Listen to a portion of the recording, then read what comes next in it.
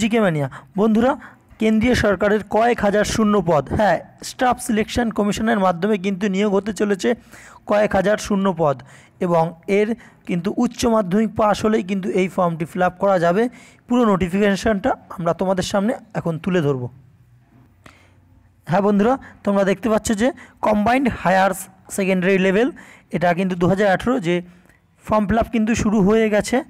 কি শুরু হয়েছে দেখে নাও। Submission online form fill up 5 তারিখ, আজকে থেকে কিন্তু শুরু, এবং 5ই এপ্রিল পর্যন্ত এটি চলবে। লাস্ট ডেট হচ্ছে 5ই এপ্রিল পর্যন্ত লাস্ট ডেট।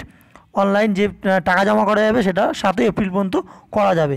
এখানে কিন্তু এইবার কিন্তু খুব সুন্দরভাবে একটি ডেটগুলো দিয়ে দিয়েছে। এক্সাম ডেট দেখো দিয়েছে, কি exam date, computer based exam date tier 1 হবে কিন্তু 1 জুলাই থেকে 26শে জুলাই পর্যন্ত কিন্তু প্রিলি পরীক্ষাটা হবে, এবং প্রিলি পরীক্ষার পর যাবে মেন্স হবে, যেটা টায়ার 2 ডেসক্রিপটিভ যেটা থাকে সেটা কিন্তু 29শে সেপ্টেম্বর কিন্তু হবে।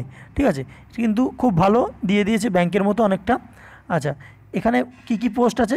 লোয়ার ডিভিশন ক্লার্ক এলডিসি, ঠিক আছে, যার পে ব্যান্ড 1 5,200 থেকে 20,200, ঠিক আছে। গ্রেড পে হচ্ছে 1900 গ্রেড পে। আচ্ছা, পোস্টাল অ্যাসিস্ট্যান্ট রয়েছে, পোস্টাল অ্যাসিস্ট্যান্টের গ্রেড পে হচ্ছে 2400।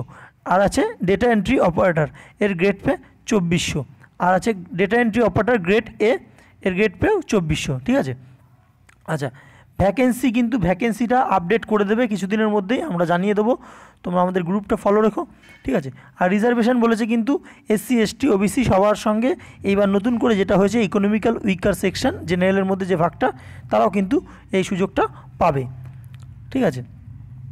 আচ্ছা, এই পোস্টগুলো তো বললাম যে lower division club, postal assistant, data entry operator, এরা পাওয়া যাবে।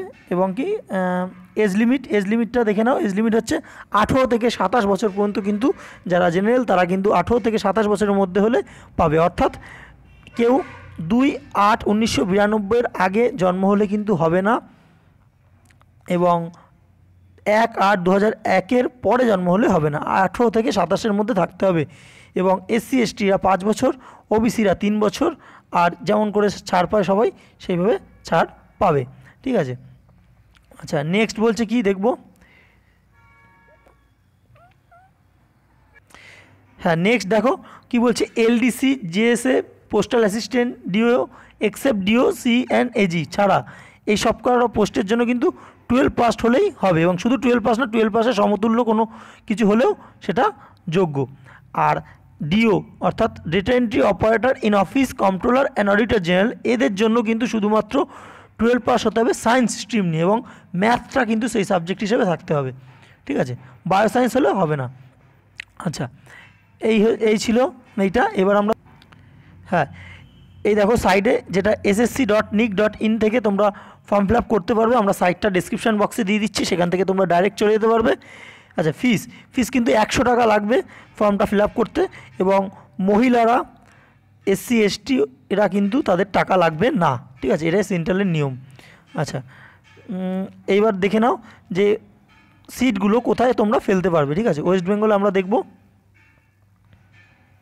ওয়েস্টার্ন আমাদের হচ্ছে ইস্টার্ন রিজিয়ন।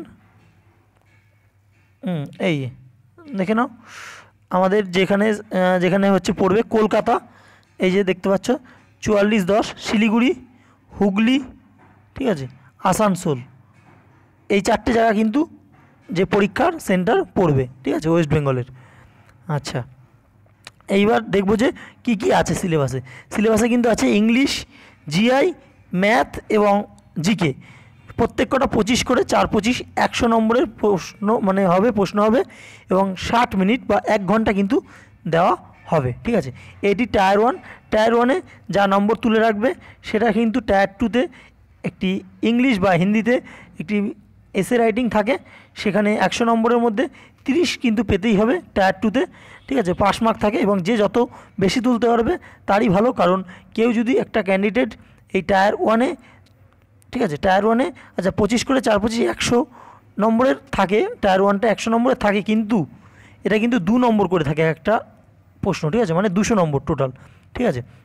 তাহলে টায়ার 1-এ কেউ যদি 200-র মধ্যে মনে করো 140 পেয়ে রইলো, আর টায়ার 2-তে কেউ 30-এ পাস, কেউ 40 পেলো, তাহলে তার টোটাল হলো 180, ঠিক আছে। আর কেউ ধরো টায়ার 1-এ 120 পেলো, আর টায়ার 2-তে 70 পেয়ে গেল, তাহলে সে কিন্তু 190, সে কিন্তু তাহলে তাকে বিট করে দিতে পারছে। সুতরাং টায়ার 2 মার্কসটাও কিন্তু সমানভাবে ভ্যালুয়েবল, ঠিক আছে। এইভাবে তোমাদের যে প্রসেসটা তোমরা যত শীঘ্রই সম্ভব করে দাও, এবং তারপর কিন্তু স্কিল টেস্ট হবে, অর্থাৎ টাইপিং টেস্ট হবে, ঠিক আছে। টাইপিং টেস্টে কিন্তু যেটা চায় সেটা হচ্ছে ডাটা এন্ট্রির ক্ষেত্রে, যে সায়েন্সের যেটা অ্যাপ্লিকেবল, তার জন্য কিন্তু দেখো 8000 ডেটা এন্ট্রি কী বলছে, কি রিপ্রেশন পার আওয়ার, ঠিক আছে। 1 ঘন্টায় 8000 কি রিপ্রেশন লাগে, ঠিক আছে। আর ওই পোস্টাল অ্যাসিস্ট্যান্ট এবং এলডিসি এসব পোস্টের জন্য কিন্তু 25 ওয়াট পার লিমিট লাগে, ঠিক আছে, 25 বা 30, ঠিক আছে। তোমরা যাদের কাছে কম্পিউটার আছে তারা টাইপিং টেস্টটাও শুরু করে দাও, কারণ এই টাইপিং টেস্টও কিন্তু অনেকে দেখেছি আউট হয়ে যেতে, ঠিক আছে। ঠিক আছে, তাহলে তোমরা ফর্মটা ফিল আপ করে দাও। এই ছিল নোটিফিকেশান, আমরা এর পিডিএফটা ডিসক্রিপশান বক্সে দিয়ে দিচ্ছি। ভিডিওটি ভালো লাগলে লাইক করো, এবং এরকম টাইপের আপডেট পেতে আমাদের চ্যানেল সাবস্ক্রাইব করো এবং বেল আইকনটি ক্লিক করো। ধন্যবাদ।